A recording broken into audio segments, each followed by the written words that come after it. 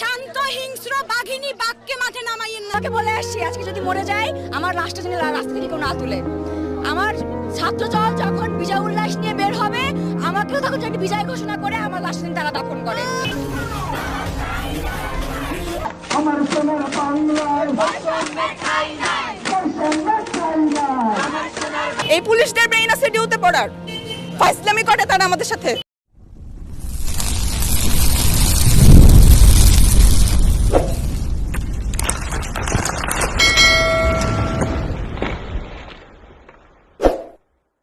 ঢাকা বিশ্ববিদ্যালয়ে পড়তেন আপনি? ঢাকা বিশ্ববিদ্যালয়ে পড়তেন ভাই, আমার দিকে তাকান ভাই, আমার দিকে তাকান। আপনি কি 34 শুরু করুন, 34 হবে। কত টাকা বিদেশ আপনার? 34 35 হবে শিওর। আরে আল্লাহ ভাই, আপনি সিনিয়র বাবা। একজন দাঁড়ান, একজন পাবলিক সার্ভিস যে দেয় তার থেকে আমি বেসিক কোশ্চেন করতে পারি না? পারি কি না? এটা তো প্রভু। অবশ্যই পারি। পুলিশের কাজ হচ্ছে গিয়ে প্রোটেক্ট করা। ওই টোকায়ের বাচ্চা কিভাবে আমার ভাইয়ের গুলি করে? একজন অনার্স পাস করা আর এসএসসি পাস করা ঘুষ দেওয়া কোটা দেওয়া পুলিশ যদি আমার বুকে গুলি করে তার যোগ্যতা বেশি না আমার যোগ্যতা বেশি? আমরা মরতে আসছি, আমরা মরেই যাব, নয়তো আমরা মেরে যাব। আমরা যদি একটা মেধা পড়ে আমরা 10টা কোটা গিলে খাবো। গিলে খাবো মানে গিলে খাবো। ঘোষণা করে দিছি যে আমার বাবার কাছে আমার লাশ পাঠাইতে পারলে পাঠাইস, যদি স্বাধীন হয় বিরিশ লাশ পাঠাইস, নয়তো আমার লাশ রাস্তায় পৌঁছুক। আমার আফসোস নাই, আমি আমার সন্তান রেখে আসছি ওর বাবার কাছে। কি আমার ফোন চেক করতে পারে? আমার ফোন কি কোনো রাষ্ট্রীয় সম্পদ? তারা এটা চেক করতে পারে না, কিন্তু তারা মনে মনে দাঁড়িয়ে আমার ফোন চেক করছে, শিক্ষার্থীদেরকে হেনস্থা করছে, তাদেরকে গ্রেফতার করছে, আটক করছে। একজন এসএসসি শিক্ষার্থীও সেই গ্রেফতার এবং আটক থেকে মুক্তি পাচ্ছে না। আমরা এর তীব্র প্রতিবাদ জানাই এবং যে পর্যন্ত আমাদের 9 দফা আদায় না হচ্ছে সে পর্যন্ত আমরা রাজপথ ছাড়বো না। অবিলম্বে সকল রেড বন্ধ করতে হবে, বিজিবি সেনাকে রাজপথ থেকে সরিয়ে নিয়ে যেতে হবে, এই কারফিউ প্রত্যাহার করতে হবে। এই সঠিক তথ্য দিয়ে সঠিক সংবাদগুলো প্রচার করেন। ইন্টারন্যাশনাল প্রেসগুলো কিভাবে কানেক্ট করা যায় আপনারা ভালো জানবেন। ককটেল ফাটাইতে শুনেন না, ককটেল ফাটা শুনেন, দেখেন তারা কি করতেছে। আমাকে বলেছে যে পিটিএ চামড়া তুলে দেবে। আমরা ছাত্র সমাজের পক্ষ থেকে ক্লিয়ারলি জানিয়ে দিতে চাই যে ছাত্র সমাজের পিঠের চামড়া ওঠানোর মতো স্পর্ধা যে পুলিশের হয়, সেই পুলিশ যাতে বেনজিরকে টেনে হিঁচড়ে বাংলাদেশের জনগণের সামনে বিচারে নিয়ে আসে।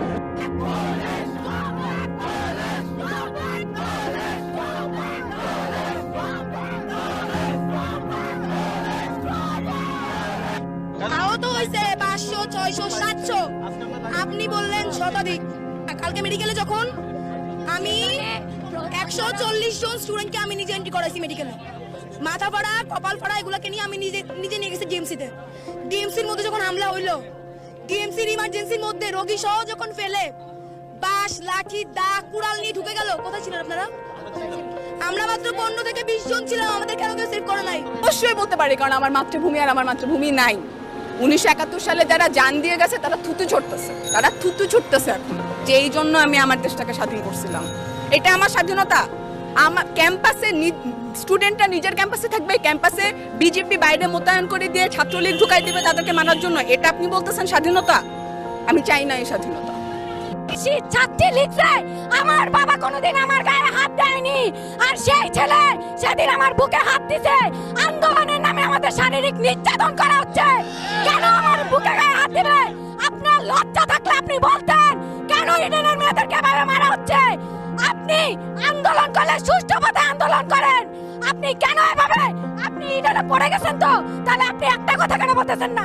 আপনি যদি নারী হয়ে থাকেন আপনার কি বুক কাঁপতেছে না? আপনি কিসের প্রধানমন্ত্রী? অবশ্যই বলতে পারি, সে একটা মেধাকে মারতে পারে না। কিভাবে সে রংপুরের ছেলেটাকে মারলো? সে এরকম করছে, তাকে গুলি মেরে দিল। তার তো বিশ্বাস আছে যে পুলিশ তাকে মারবে না, তাকে মেরে দিল কিভাবে? হাউ ডেয়ার দেয়ার! এরকম জায়গায় আমি বাঁচতে চাই না, মেরে ফেলুক আমাকে। বলে আসছি আজকে যদি মরে যায় আমার লাশটা যেন রাস্তা থেকে কেউ না তুলে। আমরা ঢাবি স্টুডেন্ট কালকে যেভাবে মার খেয়েছি, আমাদের ভাইদের যেভাবে মেরেছে, আমি নিজেও ইনজুরিতে আছি। আমি তারপর আজকে আন্দোলনে আসছি। আমরা কিন্তু মানে দমে যাই না, এটা জাস্ট বোঝানোর জন্য যে ইনজুরি থেকে এই জন্য উঠে আসছে যে ঢাবির এখন পর্যন্ত কোনো আন্দোলন কিন্তু মিথ্যা যায় নাই। এখন পর্যন্ত বাবাকে বলে আসছি আজকে যদি মরে যায় আমার লাশটা যেন রাস্তা থেকে কেউ না তুলে। আমার ছাত্র দল যখন বিজয় উল্লাস নিয়ে বের হবে আমাকেও তখন একটা বিজয় ঘোষণা করে আমার লাশ তারা দাফন করে। এটা ভাষা থেকে বলে আসছে। আসছি, এখন কি হবে সেটা পরে দিন না। আমরা কথা বলতে পারি না, আমাদের কথা বলার সুযোগ দেন। আমাদের মুখে গুলি চলতেছে, আমাদের মুখে টিয়ার গ্যাস ফেলা হচ্ছে, আমাদের মা বোনদের গায়ে হাত দেওয়া হচ্ছে। আপনারা সাধারণ মানুষ এগিয়ে আসুন। আমরা এই জন্য দেশ স্বাধীন করি নাই, এই জন্য 52 ভাষা আন্দোলনে আমার ভাইয়েরা নামে নাই। আজকে ঢাবি রক্তাক্ত, আজকে যাবি রক্তাক্ত। কিভাবে বসে থাকেন আপনারা? দেশের মানুষ, আপনারা নেমে আসুন। সর্বস্তরের মানুষের প্রতি আমার আবেদন, সর্বস্তরের মানুষ নেমে আসুন। আপনাদের সন্তানরা আজ বিপদে, আপনাদের ঘরের সন্তান নেমে গেছে।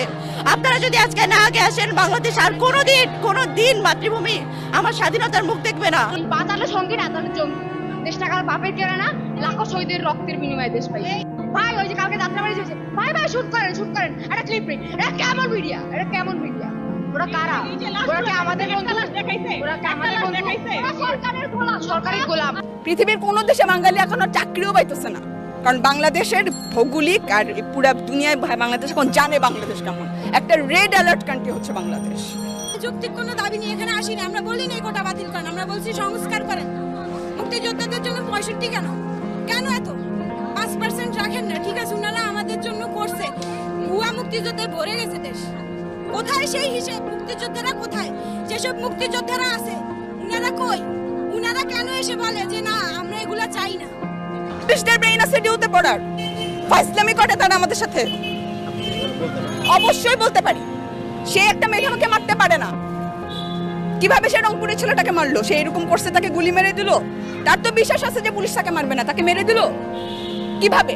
হাউ ডেয়ার দেয়ার? এরকম জায়গায় আমি বাঁচতে চাই না, মেরে ফেলুক আমাকে। আমি এইরকম দেশে বাঁচতে চাই না। পৃথিবীর কোনো দেশে বাঙালি এখনো চাকরিও পাইতেছে না, কারণ বাংলাদেশের ভৌগোলিক আর পুরা দুনিয়ায় বাংলাদেশ এখন জানে বাংলাদেশ কেমন। একটা রেড অ্যালার্ট কান্ট্রি হচ্ছে বাংলাদেশ। অবশ্যই বলতে পারি, কারণ আমার মাতৃভূমি আর আমার মাতৃভূমি নাই।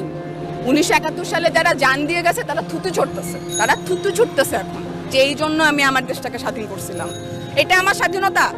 আমার ক্যাম্পাসে স্টুডেন্টরা নিজের ক্যাম্পাসে থাকবে, ক্যাম্পাসে বিজেপি বাইরে মোতায়েন করে দিয়ে ছাত্রলীগ ঢুকাই দেবে তাদেরকে মানার জন্য। এটা আপনি বলতেছেন স্বাধীনতা? আমি চাই না এই স্বাধীনতা। বেলা তারা নাটক করছে এবং রাতের বেলা তারা প্রত্যেকটা মেসে গিয়ে শিক্ষার্থীদের নামিয়ে হেনস্থা করছে। তারা মোড়ে দাঁড়িয়ে মোবাইল ফোন চেক করছে। এই অধিকার তাদেরকে কে দিয়েছে? এই অধিকার কেন তারা শিক্ষার্থীদের, জনগণের মানবাধিকার লঙ্ঘন করছে?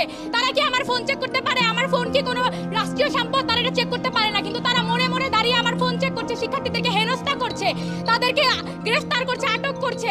একজন এসএসসি শিক্ষার্থীও সেই গ্রেফতার এবং আটক থেকে মুক্তি পাচ্ছে না।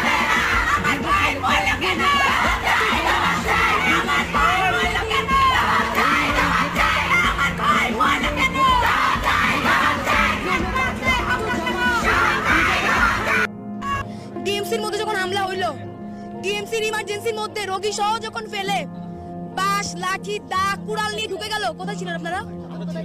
আমরা মাত্র 15 থেকে 20 জন ছিলাম, আমাদের কেন কেউ সেভ করে নাই? মেরে বের হবো, লাশ হয়ে বের হবো ওখান থেকে। আমরা লাশ হয়ে বের হবো ওখান থেকে।